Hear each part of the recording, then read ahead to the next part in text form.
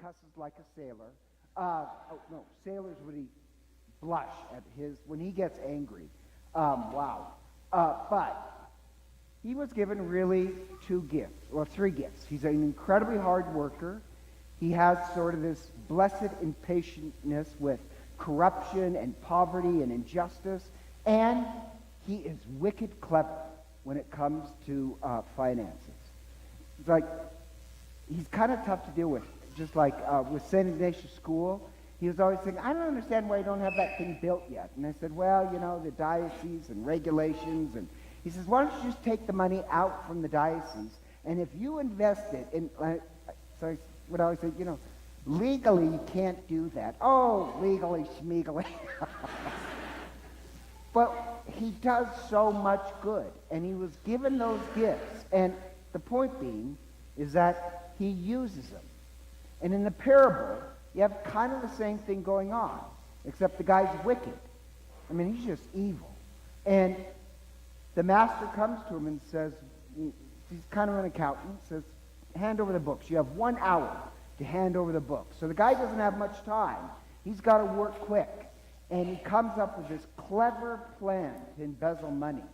And what he does is he has the debtors, he has them change the amount, right? But notice he has it in their handwriting.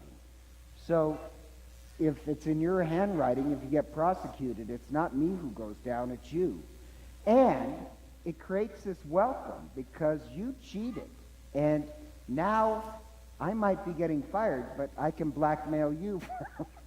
So he's very sneaky on how he creates this welcome for himself. And the point of the parable is not that we should embezzle money. The point of the parable is, like the guy that's about to get fired, he's very impatient. He's got to get this thing done. We should have a sort of blessed impatientness with the injustices of the world. Because, like him, we're going to have to stand before the Master. Our life, really, it sounds like a lot, but 70 or 80 or 90 years. But that's about all you get. And then you appear before the Master. And the Master will also want an accounting of what you've done. And hopefully, we've got to work. We've used the small gifts God has given us, and we've put them to work. Not to create a welcome for ourselves out of blackmail, but to create a welcome for God, for justice, for love, create a welcome for the poor. And so God has given you gifts, and you're supposed to be working. Be clever, be resourceful in this fight for justice and peace in the world. Use your gifts. I have no gifts towards finance, but everybody's been given gifts. You've been given gifts. My friend was given gifts. Deacon Bob, he's been given gifts. I have no idea what it is. I'm drawing a blank, but use your gifts to create some justice and beauty in the world.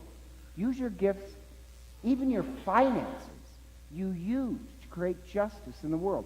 And yes, even your finances. 1 out of 7 verses in the Gospel of Luke, Jesus talks about money. You're supposed to use it so it creates justice and love in the world. And I have a problem with people this is my problem, who they say they're religious, but they're far too patient. That, there's injustice in the world, but, in God's time, somebody will do something. You're supposed to do something. I actually, think about this gospel. I think Christ gets a little ticked off with people who aren't a little bit more aggressive, a little bit more resourceful with the problems in the world. Because as he said, the evil in this world, they're going to be clever and resourceful in cheating you or harming the world. We've got to be clever and resourceful about creating love and justice and beauty in the world, creating a place for the poor. We got to be aggressive. I hate the type of religion that says, God will do something. Yes, he'll give you gifts to take care of it. And that's what religion should be doing. Creating beauty and justice and love and a place for the poor in the world. If it's not, frankly, I don't really consider it religion. That's why I like the prophet Amos. Amos is a farmer and a rancher. And he's had enough of the religion. The world is very corrupt. And he's a farmer, and he basically says, listen, I know manure. And what you call religion is just a form of selfishness. You're more concerned about how to cheat the poor than justice in the world. Love Amos. His speeches are very harsh. But yes, if you're religious, then there's plenty of people who call themselves religion, but it's just another form of selfishness.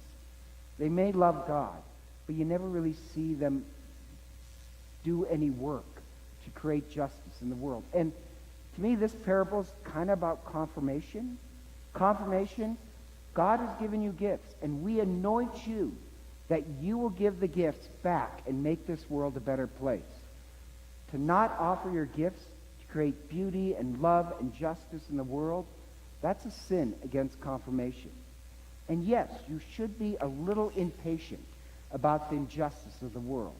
Because, as he's right, the evil, they're going to take whatever advantage they can to cheat you. Children of the light, which means baptism, we're the ones who should be resourceful and clever to make sure love and justice find a place in our world. The one thing I like about my friend is that he is so selfless that he discovered this gift towards finance and he uses it to make it a better place. Hopefully when we all stand before the Master and he'll say, what did you do with the gifts I gave you? We were clever with the gifts that God gave us.